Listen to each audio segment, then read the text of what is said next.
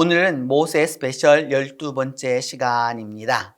신명기 34장 1절에서 8절에 근거해서 묻힌 곳을 모르더라 라고 하는 그 제목으로 하나님의 말씀을 살펴보도록 하겠습니다. 묻힌 곳을 모르더라 라고 하는 그 성경의 표현에 의하면 모세가 어디에서 죽었는지 알 수가 없다 그 말이죠. 바로 그런데 사람들은 언제나 그 모르는 것에 대해서 알고 싶어 하는 바로 그런 경향이 있죠. 그래서 옆에 그 왼편 그림을 보시면은 여러분, 이는 이제 후대에 세운 것입니다. 요 아주 근년에 세워서 뭐냐면 그 모세의 무덤이 아마도 이쯤에 있지 않았을까를 기념한다라고 하는 그런 기념비가 되겠죠.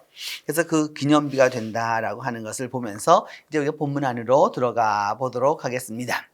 먼저 34장 1절로부터 3절을 보면 모세가 가나안을 보여줍니다. 그 가나안을 모세에게 하나님이 가나안을 보여주시는데 어디에 올라갔느냐 하면 모압 평지에서 느보산이라는 산에 또 올라갑니다. 그곳은 여리고 맞은편에 있는 비스가산 꼭대기라고 이렇게 말하고 있습니다. 거기에서 하나님은 길르앗 땅과 그다음에 단과 또 납달리와 에브라임과 므낫세 그리고 그 사해까지 그다음에 네 개까지 그러니까 이스라엘의 모든 땅을 남과 북에서 동과 서를 다 보여주셨고 여리고 그 골짜기의 그 평지 또한 보여주셨다라고 말씀하고 있습니다.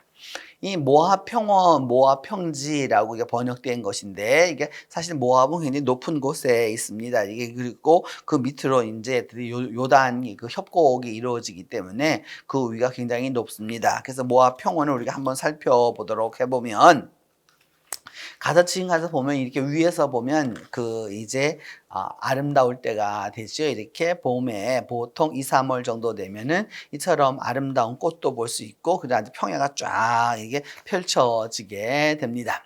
이 모압 평원에 그래서 도착해서 보면 그와 같이 볼 수 있고 이제 느보산이라고 전해지는 곳에서 느보산이라고 전해지는 바로 그 위치에서 이게 보면 느보산 정상에서 보면 저 왼편 끝으로 보면은 이제 드디어 여러분 무엇이 보이느냐 하면은 사해가 보입니다. 파랗게 사해가 보이고 정면으로는 흐릿하지만 사진으로 볼 때에는 흐릿하지만 바로 정면으로 응시해 보면 그곳이 예루살렘이 됩니다. 또 더불어서 이제 그 반대편 쪽으로 또 이제 사해의 반대편 쪽으로 보게 되면 이제 갈릴리 쪽으로 올라가게 되는 북쪽을 바라볼 수가 있게 되는 것이죠. 그래서 북쪽 방향을 바라보면 바로 이와 같은 것을 알 수 있습니다. 그러니까 모압 평지에서 보면 북쪽은 점차적으로 그러니까 산지가 높아지는 것을 알 수 있습니다. 그러면 이 성경에서 모압 평야, 모압 평지를 우리가 알고 있는데 느보산은 어디인가라고 하는 것을 살펴볼 필요가 있겠죠. 느보산이라고 하는 말은 그 느보산이 어디에 있느냐라고 하는 부분은 성경에 의한다면 그 여리고 맞은편 모압 땅에 있는 아바림산에 올라가서 느보산에 이르러 이렇게 말을 하고 있습니다. 그러니까 그 당시 사람들은 모압 땅에 있는 아바림산을 알았고 그 다음에 느보산도 알고 있다라고 하는 것을 알 수 있습니다. 그러면 이 느보산이라고 하는 말은 어디에서 오느냐 하면 예레미야 48장 22절에 보면 디본과 느보와 이렇게 말씀하고 있는데 이 느보는 바벨론의 신 이름입니다. 그러니까 여러분들이 알고 있는 느부갓네살이라고 하는 말이 바로 이 느보라고 하는 말에서 오게 된 것이죠. 근데 이것이 이제 드디어 이 모압에 살고 있는 사람들이 그 느보 신을 섬겼던 산이었기 때문에 바로 느보산이라 이제 이렇게 말을 하게 된 것이죠. 그래서 이 느보산을 찾고자 하는 그 노력은 이제까지 계속되어 왔습니다. 그래서 현재 과학적으로 추측하는 것은 바로 이제 요르단에 있다고 생각하는 건데 그 요르단에서 보면 마운트 느보라고 되어 있고요. 이렇게 그 현재의 모습을 이제 볼 수 있습니다. 그래서 뭐냐면은 요단 건너편이고 바로 그 요단강의 그 요단의 여러분 계곡이라고 말할 수는 없겠고요. 이렇게 큰 강이 흘러가면서 옆으로 쫙 펼쳐져 있는 그 평야이기 때문에 굉장히 넓은 곳입니다. 그곳을 내려다보는 곳 바로 여기가 그것이라고 이제 생각을 하게 되는 것이죠. 그런 부분에서 이것은 뭐냐면 동쪽에서 바라보는 느보산은 어떤 모습이냐 하면은 이와 같은 모습입니다. 좀 멀리서 이게 떨어져 보면은 바로 저와 같은 모습이 나타나게 되는 것이죠. 또한 이 느보산에 가보면 이제 여러분 무엇을 보실 수 있느냐 하면은 이와 같은 건물을 보실 수 있는데 이 안에 뭐냐면 그 교회입니다. 이게 교회가 이제 들어있죠. 그래서 그 이 동방교회 모습 사람들의 모습도 이게 보이고 있는데 이 교회입니다. 그래서 들어가 보면 어떤 모양이냐면 이와 같은 모습으로 되어 있는 것이죠. 그래서 저와 같은 모습이 되어 있어 이게 쭉 해서 이렇게 만들어 놓은 바로 이제 느보산이 이것이 옛적에 우리 믿음의 선배들이 성지를 순례하면서 느보산이 바로 여기였을 것이다라고 생각을 하고 있는 것이죠. 그래서 이 느보산에서 올라가 보면 이제 사람들은 무엇을 만들어 두었느냐 하면은 이쪽 방향 저쪽 방향을 전부 다 볼 수 있도록 하게 된 것이죠. 그래서 여러분들이 자세히 보시면 이 느보산을 넘어서도 저 직선으로 계속해서 가보면 그곳이 바로 어디냐? 예루살렘이 보이게 되는 것입니다. 그래서 이곳에서부터 어떻게 그 방향을 알 수 있느냐라고 하는 것을 다 적어 놓았죠. 그렇게 여러분 거기서 보면은 쿠움란이 베들레헴이 그 다음에 여기가 헤브론이 여기서 몇 킬로 정도 되고 어떤 방향으로 가야 되고 이렇게 다 방향으로 이렇게 짚어 놓았습니다. 그러니까 물론 이곳이 막 하나님께서 모세에게 보여주셨던 바로 그 지점일 수도 있고 또한 후대의 사람들이 그 전승에 입각해서 뭐냐 하면은 그 느보산의 정상을 이곳으로 잡았을 수도 있습니다. 느보산에서 남쪽을 바라보게 되면 여러분 남쪽에 저기 보면 그 사해가 쫙 보이는 것을 알 수 있습니다. 이렇게 느보산에 오르게 되었는데 그 느보산에서 또 뭐냐면 비스가산이라고 또 이야기하고 있는데 그 비스가산이라고 하는 말이 이제 그 찾아야 하는데 이게 비스가라고 하는 말을 이게 찾기 위하여서 오늘날에 여러분 거기서 보시면은 그 느보산이 있고 느보산 그 위에 마운튼 그다음에 푸가 이렇게 되어 있는데 이게 마운튼 느보하고 마운튼 푸가 이렇게 되어 있는데 그러니까 굉장히 절벽으로 되어 있는 곳을 이야기하게 되는 것이죠. 그래서 바로 여기가 그 비스가산이 아닐까라고 이제 그렇게 추측을 하게 되는 겁니다. 제가 여러분에게 여러 번에 걸쳐서 말씀드렸던 대로 성지에 있어서는 바로 여기다라고 말할 수 있는 곳이 거의 없어요. 오늘날도 여러분 예루살렘에 가서 그 예루살렘을 보면 예루살렘을 가서 다니면은 우리가 예수님 시대의 그 예루살렘을 다니는 게 아니란 말이죠. 2000년 동안 또 그 성이 무너지고 쌓고 또 쌓고 또 쌓고 또 쌓고 그렇게 했기 때문에 그래서 찾아내기가 참 쉽지 않은 것이죠. 단지 추정일 뿐이다라고 하는 것을 알면 되겠습니다. 민수기 21장 20절에 보면은 그래서 광야가 내려다 보이는 비스가산 꼭대기에 이르렀다라고 하는 것은 이제 이야기하는 것이죠. 여호수아 12장 3절에도 보면은 비스가산 그 기슭까지이며 이렇게 해서 남쪽으로부터 북쪽까지 이런 그 경계를 얘기할 때 쓰였던 것입니다. 이와 같이 하나님께서는 모세를 불러서 이제 그 느보산 또 그리고 비스가산 꼭대기까지 올라가서 그 동서남북을 다 보여주셨죠. 그리고 난 다음 4절로부터 6절을 보게 되면 하나님이 모세에게 말하기를 이게 너희들의 후손에게 주리한 땅이 바로 이 땅이다라고 얘기하는 거죠. 땅이라고 하는 것은 그냥 오늘날의 우리가 생각하는 부동산의 개념으로 보면 안 됩니다. 성경 안에서 땅이란 곧 누구의 것이냐? 하나님의 것이기 때문입니다. 하나님이 주신 땅이라는 거죠. 그렇기 때문에 하나님의 땅이라고 하는 것이기 때문에 이것은 신앙적으로 굉장히 큰 의미를 갖는 것입니다.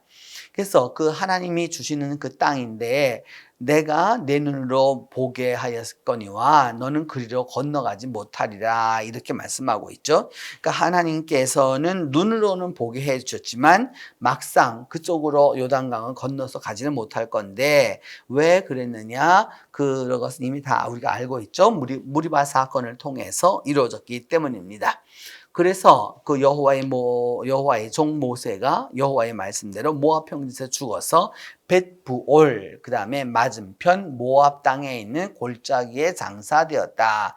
그래서 오늘까지 그의 그 묻힌 곳을 아는 자가 없다. 이렇게 이야기하고 있습니다. 그래서 이제 드디어 모세는 그 모든 것을 보았지만 결국은 죽고 맙니다. 그래서 이 가나안 땅을 보여주시는 그 하나님에 대한 옛 성화들을 보면 이와 같은 모습인 것이죠. 그래서 뭐냐면 모세에게 하나님이 보여주신 모습을 이렇게 그려 놓았습니다. 그러면 이스라엘 땅에 하나님이 보여주셨던 땅은 결국 단에서부터 어디까지냐? 브엘세바까지입니다. 이스라엘 사람들이 항상 자기들의 땅을 이야기할 때 단에서 브엘세바까지, 그러니까 우리로 말하면 신의주에서 부산까지, 이렇게 하면 한반도 전체를 말하는 것처럼 꼭 이와 같은 말을 했었던 것이죠. 단에서 브엘세바라고 하는 것은 여러분이 그 보시는 대로 단이라고 하는 것은 맨 위에 갈릴 호수 위에 단이 보이게 되고요. 그 다음에 사해를 지나가지고 그 다음에 점점점점 해가지고서 그 글씨, 녹색 바탕 있는 글씨 중에서 맨 밑에 있는 데가 바로 브엘세바가 됩니다. 단에서부터 브엘세바 하면 이스라엘의 그 영토를 의미하게 되는 것이죠. 그런 부분에 있어서 3회에서 3장 20절에 보면 단에서부터 브엘세바까지 하면 온 이스라엘 전부를 이야기하는 것이다 라고 할 수 있고요. 3회라 3장 10절도 말하기를 단에서부터 브엘세바까지 이스라엘과 유다에 세우리라 이렇게 말씀하고 있는데 단에서부터 브엘세바는 이스라엘 전부를 이야기하는 것입니다. 열왕기상 4장 25절에도 보면 그 솔로몬이 사는 동안에 유다와 이스라엘 단에서부터 브엘세바까지, 그래서 거기서 나는 모든 그것으로 평안히 살았다라고 말하고 있죠. 그래서 단과 브엘세바는 이스라엘의 그 완전한 그 이스라엘 사람들의 경계라라고 할 수 있습니다. 사무엘하 24장 15절에도 보면 역시나 마찬가지로 단에서부터 브엘세바를 이야기하고 있습니다. 그러면서 하나님은 이 단에서부터 브엘세바까지 온 땅을 보여주시면서도 이렇게 말씀하셨습니다. 가나안 땅에는 들어가지 못하리라 라고 말씀하셨죠. 가나안 땅에 들어가지 못하는 그 이유는 민수기 20장 12절에 나오죠. 뭐냐 하면은 내가 그 회중을 준 땅으로 인도하야 되지 못하리라. 왜냐하면 모세와 아론을 하나님 책망하셨을 때 첫 번째 믿지 아니했고 하나님을 믿지 아니했고 두 번째는 뭐 했느냐? 하나님의 거룩함을 나타내지 않았기 때문에 결국은 들어갈 수 없다라고 이렇게 이야기한 것입니다. 민수기 27장 14절에도 보면은 너희가 신광야에서 그 회중이 분쟁할 때에 그때 그 물이 바로 신광야 가데스의 무리바라고 하는 거 여러분 말씀드렸죠. 그 리브라고 하는 말에서 다툼과 분쟁에 바로 그 이야기를 하고 있는 것이죠. 결국 시편 기자는 후대에 결국은 이 무리바에서 여호와를 노하시게 하였는데 그 원래 원인의 제공은 그 이스라엘 백성이었지만 재난은 모세에게 이르렀다라고 이렇게 말하고 있습니다. 그래서 그는 어떻게 되었느냐? 모압 땅에서 죽어서 벳부올 맞은편 모압 땅에 있는 골짜기에 장사되었는데 아무도 아는 사람이 없었다라고 이렇게 말하고 있습니다. 벳부올이라고 하는 말은 베트라고 하는 말은 집이라는 말이고요. 부올이라고 하는 것은 신의 이름을 말하게 되는 것이죠. 히브리 말로 하면 바이트 부올이라고 하는 건데 여러분 발람과 발락의 이야기에서 이 부올에 대한 이야기가 많이 나오는 것을 우리가 보게 됩니다. 그래서 그 벳부올이라고 하는 것을 보기 위하여서 이것이 어디쯤에 해당하나라고 하는 것을 보게 되면 사해 위쪽으로 돌아와서 거기 여러분 빨간 점으로 이렇게 찍혀 있는 바로 그 지점이 아마도 벳부올일 것이다라고 이제 그게 생각을 하는 것이죠. 그 벳부올의 맞은편이라고 이제 그것도 성경은 또 이야기하고 있는데 그래서 오늘 그 벳부올 골짜기를 보면은 이와 같은 모습으로 되어 있습니다. 그래서 여러분 저기에서 어느 한 지점을 찍어서 여기가 바로 모세가 묻힌 곳이다라고 이야기하기는 참 힘이 들겠다라고 생각이 드는 것이죠. 그래서 그 벳부올의 후대의 로만 양식과 또 그리스의 그런 양식들이 현재 남아있는 바로 그런 모습이라고 할 수 있습니다. 근데 모세의 무덤 오늘까지 그의 묻힌 곳을 아는 자가 없다라고 이렇게 이야기하고 있죠. 왜 모세는 그의 무덤을 만들지 않았을까요? 심지어 요셉은 그 출애굽할 때 자기가 관을 가지고 나가서 그렇게 하라라고 이렇게 얘기했는데 하나님은 모세의 무덤을 만들기를 원하지 않으셨습니다. 여러분 이것이 아주 중요하죠. 무덤을 만들어 놓게 되면 나중에도 우리가 이미 알고 있는 대로 히스기야 시대의 그 노뱀을 모세 시대의 노뱀을 그때까지도 분양하고 섬겼던 그 이스라엘 백성들입니다. 그런데 모세의 무덤을 만들었다. 당연히 거기는 처음에는 성지였겠지만 결국은 무엇이 될 것이냐? 우상화되는 곳으로 변화될 수밖에 없는 것이었을 것입니다. 바로 그런 부분에서 이 모세의 무덤인데 오늘날도 사람들은 그 무덤이 없다라고 하는 것을 가지고서 무덤을 꼭 찾겠다라고 이제 이렇게 이야기하게 됩니다. 그래서 현재 모세의 무덤이라고 하는 곳을 이제 보게 되는데 거기 보면은 그 네비무사라고 아랍어인데요. 네비무사라고 이렇게 되어 있는데 네비라고 하는 말은 그 히브리 말로 하면 나비라는 말입니다. 그 예언자라는 말이고 무사라고 하는 말은 모세의 아랍어인 것이죠. 그래서 바로 저 지점이다라고 이제 그것을 우리에게 보여주고 있는 것인데 그러면 우리가 구체적으로 좀 더 들어가서 어떻게 이것이 이렇게 왜 이것을 이렇게 말하느냐라고 하는 건데 그 나비무사라고 하는 것을 가보면 2010년에 찍은 사진입니다. 2010년에 찍은 사진이고 이제 조금 더 들어가서 이곳에 무엇이 있게 되느냐 하면은 여러분들이 건물이 보이고 그 옆으로 이렇게 쭉 이렇게 뭔가 보이시게 되죠. 그것은 다 무덤들입니다.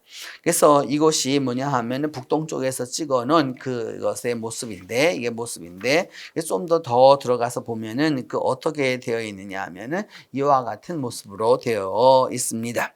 그래서 이곳에 방이 몇 개가 있느냐? 120개나 있는 거고요. 그 다음에 여러 2층으로 구조를 만들어 주어 가지고서 이런 게 천장은 또 하얀 천장을 만들어서 그 모세의 무덤이라고 생각하고 있고 그 다음에 이제 모세의 무덤이 있으려고 그러면 관이 있어야겠죠. 그래서 그 모세의 관을 만들어 두었습니다. 그래서 저게 모세의 관을 만들어 두었는데 이것을 보고 와서 그 모세의 관을 봤다라고 이렇게 말하게 되면 안 되는 것이죠. 이는 가짜로 만든 그것을 기념하기 위한 기념관이지 실제 관은 아닙니다. 그리고 그 지역도 그것도 아닙니다. 이것은 12세기경에 만들어지기 시작한 건데 지금부터 한 800년 전에 만들어져서 어찌 되었느냐 하면은 여기다가 바로 그런 것이 아닐까라고 해서 지금까지 지켜오는 바로 그런 이야기이지 모세의 무덤을 내가 보았다라고 말하게 되면은 실질적인 성경을 올바로 이해하는 것은 아니다라고 할 수 있습니다.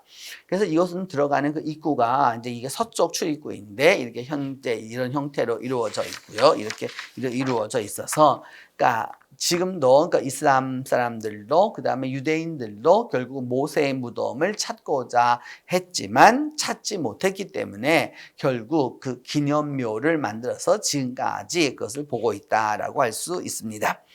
이제 세 번째로 7절로부터 8절에 의하면 그때 모세가 나이가 몇 살이었느냐? 120살이었고 눈이 흐리지 아니하였고 기력도 쇠하지 아니하였다라고 말하면서 그 모세를 위하여 30일 동안 애곡했다라고 이렇게 말씀하고 있습니다.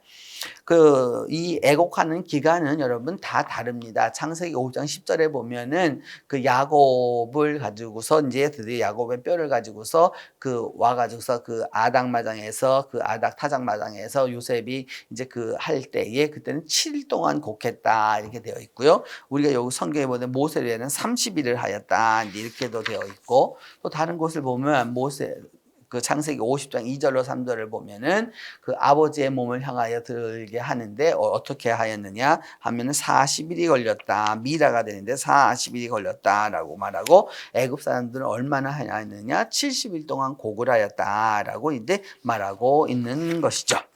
그러면서 여기에서 그 120이라고 하는 숫자가 중요합니다. 왜냐하면 그 120, 오늘날 우리가 100세 시대를 살아가는다고 이제 우리가 말하고 있는데 120이라고 하는 숫자는 성경 안에서 어떤 부분이 되느냐? 인간이 타락하고 난 다음에 하나님께서 인간의 연수를 정해 주셨죠. 그 연수가 얼마이냐? 바로 120살이다라고 하는 것이 창세기 6장 3절에 나오게 됩니다. 또한 민수기 7장 86절에 보면 그 금이 얼마였냐? 120세겔이라 해서 120의 의미가 나오게 되고 다니엘 6장 1절에도 보면은 다리오가 고관을 세웠는데 얼마나 세웠느냐? 그 120명을 세웠다라고 하는 부분이 있죠. 결국 이 120이라고 하는 숫자는 나중에 어디 신약에 와서 무엇과 연관이 되느냐 하면은 그 다락방에 모여서 기도했었던 그래서 그 120문도라고 우리가 이야기하게 나가게 되는 바로 거기까지 이어지게 되는 것이죠. 바로 이와 같은 것들을 통해서 하나님은 모세에게 인간이 누릴 수 있는 최고의 수명을 누리도록 해주었고, 또 더불어서 그가 죽기까지 그의 눈과 그의 기력이 쇠하지 않았던 바로 건강한 몸을 살았던 바로 그런 것을 보여줍니다. 오늘 이 말씀을 통해서 우리가 깨닫게 되는 것은 바로 이것이죠. 우리는 하나님의 사람으로 주신 이 일을 하다가, 그러니까 주께서 우리에게 주신 일을 하다가 때가 되면 주님께로 갈 것입니다. 그리고 하나님은 우리 후손이 누릴 복을 우리에게 다 약속해 주시는 거죠. 그냥 그대로 내버려 주지 않기 때문입니다. 다만 우리는 우리가 맡은 일을 잘 감당하고 때가 되어서 부르시면 조용히 주님께로 가면 되는 것이죠. 그리하면 누가 영광을 받으시느냐? 하나님이 영광을 받게 되는 거고 우리 또한 영광을 얻게 되는 것입니다.